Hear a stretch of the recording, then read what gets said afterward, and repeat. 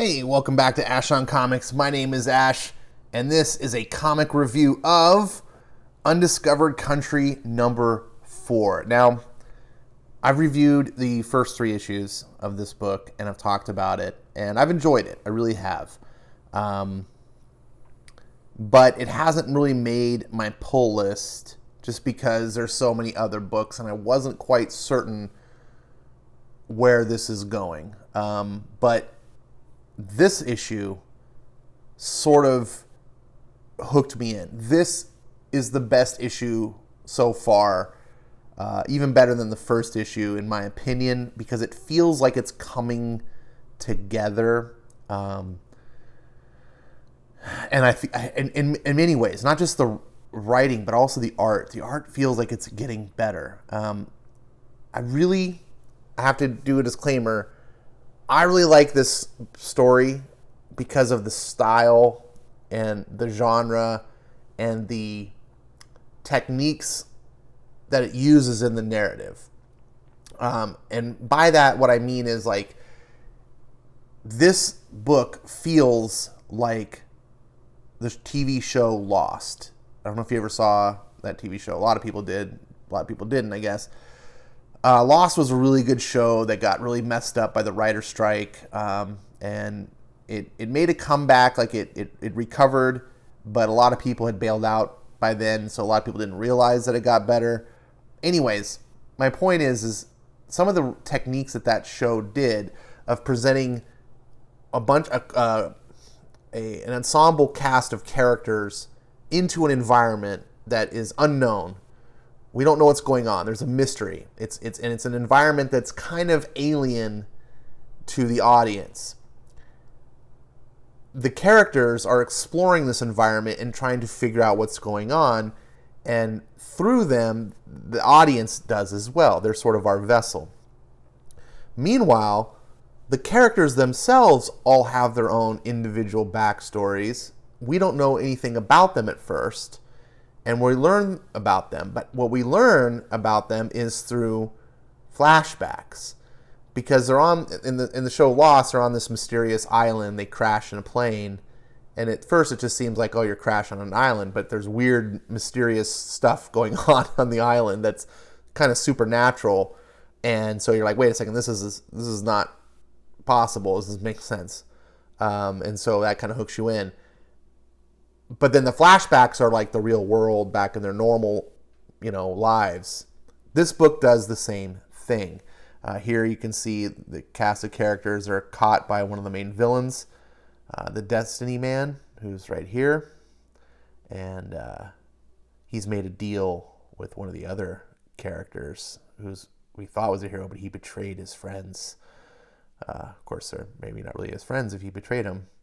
So the premise of this book, if you're not aware, takes place sometime in the future. It's not a hard set date, which I like, but it's sometime in the future, and America has closed itself off to the rest of the world. Now, it's not a Trump thing like a lot of people are like, oh my God, the wall. It's not an allegory about Trump or the wall, at least not that I can tell. I guess it could twist into that, but this is a supernatural, perhaps sci-fi tale. There's a bunch of weird stuff going on, and I don't want to really say too much about some of this weird stuff, because that's part of the joy of reading the book, is going, oh my gosh, what's this all about, and what's happening.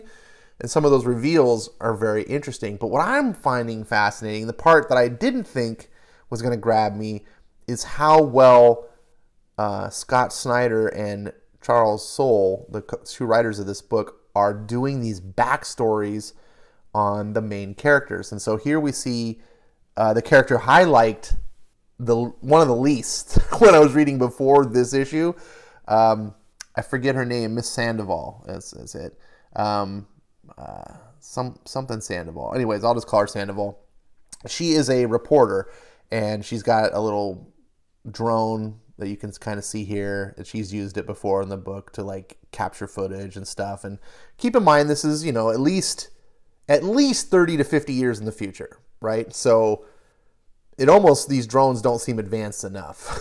So the way that this drone can do all this sort of stuff, you're like, wow, the drone, keep in mind that this is well in the future. So she does use this drone to do a lot of really amazing things. And she's this reporter that refused to run a certain story, whatever. She got on the outs. But I love the character development. Scott and Charles understand that life defines you. It chisels away at the rock until it leaves the sculpture behind, right? And when you write characters, they aren't just pictures of people that talk in witty ways. These should be characters that have multiple dimensions that the audience can see in their mind's eye, these facets that you've created, and makes them into believable characters. Not just believable characters, but helps the audience identify, either positively or negatively, however you wish your audience to. But it helps us. The more we can see these characters as people, the more we can actually care about them. And Scott and Charles are achieving that here. And this character, like I said, I did not like her until I read this book. And now she's like one of my favorite characters. And what I love is that she's driven to find the truth. And it's explained kind of in the book that she almost has sort of like, it's just sort of an obsessive compulsive disorder about her. She just cannot help it. If she sees something that's like a mystery, or she has to dig and pry. She is the ultimate busybody, right? She's just nosy. She has to get in everyone else's business, but she doesn't do it in a typical way that you think like, oh, nosy people, oh, yeah, they're so annoying. She does it behind the scenes. She investigates. So a lot of times you don't even know she got into your business until in this particular book she reveals all the business. And what makes her interesting in this story is not only did she get in everyone's business, but she got into the business of the people that selected these guys to go on this mission. And she starts revealing things like, we weren't even supposed to go. We're like the worst possible choices to go on this mission. We're not, we're on the surface, we're, picked like a hand-picked selection of experts all in various fields, but we're not. We're really bad at what we do. Like, we're not necessarily bad, because she's actually really good at what she does, but not the right. She's like, man, there's like 60 actual reporters that just on my, she's like, she makes a comment that, there were 60 actual reporters just on my contact list alone that would be better suited to do this than me. Why are you coming to get me? And that's what starts her all investigation. But there's a lot to the story. I really love this development, though. I love character studies.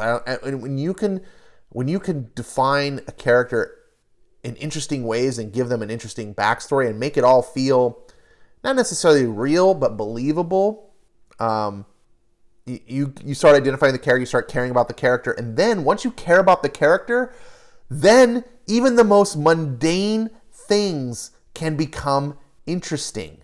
This is something that a lot of modern writers don't understand. They try to fill the void being the canvas or the page, with entertaining things, spectacle, if you will. This is not what this book is about. I mean, it does have some of that, and there's a mystery, but good writing doesn't need to be that way. If you have a bunch of spectacle and you just don't actually care, then what you're left with is kind of like a Transformers movie, right? It's just a bunch of explosions on the screen. I don't really care about these characters.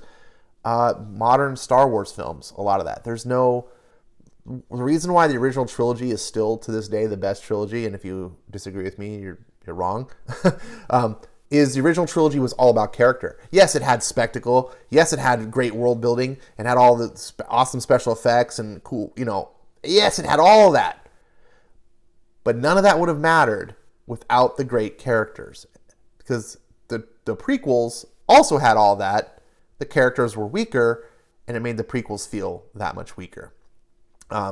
So getting back to my point, it's when you see writing that's done like this is why the movie Alien is so good. This is why James Cameron movies typically are so good, because he delivers such wondrous adventures and action and spectacle, but characters that are really fun, and you get to know them and care about them. And then when things happen, it really ramps it up. So this book does that fantastic. I'm not going to really spoil the story for you. I really enjoyed this book. Not quite enough. There's some huge reveals too, by the way. That it has this thing in the back here, which is kind of cool. It gives you a little bit of like history of what's going on with the world prior to what they call the sealing. That's when America shut itself off. And then there's a really cool thing here that was in the last issue as well that Charles Soule wrote, but this one Scott Snyder wrote. And if you read the book, I urge you to read this as well. You can pause here if you want, and I'll flip to the next page, and you can pause this if you want to read the whole thing here, or just like get the book. It's a good book. Scott just he kind of pulled at my heartstrings a little bit, and you could feel like this is I think one of the reasons why his books are so enjoyable to me isn't just because he's a talented writer, but he has a passion. He cares about what he's doing, and it carries over onto the written page. So, Undiscovered Country. Here's a preview of issue 5's cover. This is a high recommend. It's not quite a 5-star book. I'm not going to put it there, but it's a good, solid 4-star. Great indie book. If you like anything that I've said about this, pick it up. It's early in the run. You can get all the issues, I'm sure, quite easily. Support great writing. Support great books. This one should be on your radar. Thanks for watching.